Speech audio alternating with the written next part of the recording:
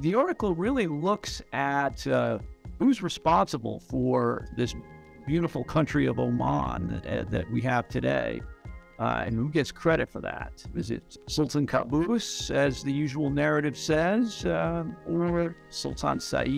Oman was a special case among oil countries. It had managed to avoid some of the so-called resource curse effects.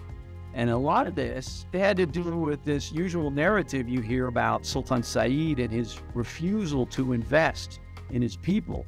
And it had to do with Qaboos and his relatively wise stewardship of all those oil rents. And he was much more willing to spend those incoming oil rents on development. The more that I read, the more impressed I became with Said and his struggles to find oil in Oman. Exploration began way back in the 1930s, and Oman's first oil export didn't actually happen until 1967. So Sultan Said was presiding over about 34 million pounds, British pounds a year in oil revenues at the beginning. This was enough to start a small, bit of development, but Said was really too slow. He was such a fiscal conservative that eventually, the oil executives in Shell and his British advisors and the British government kind of turned against him. And, they backed the 1970 coup that put Qaboos into power. But he neglected the oil sector. And actually, oil production in Oman began to fall after Qaboos took power.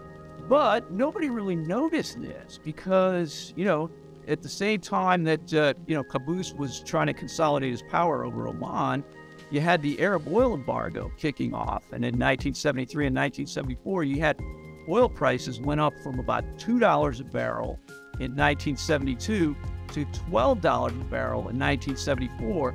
They went all the way up to $40 a barrel in 1980. He came to power 3 years ahead of this massive oil windfall. He had nothing to do with that windfall, and actually Oman would have earned even more had he not mismanaged the oil sector that his father set up.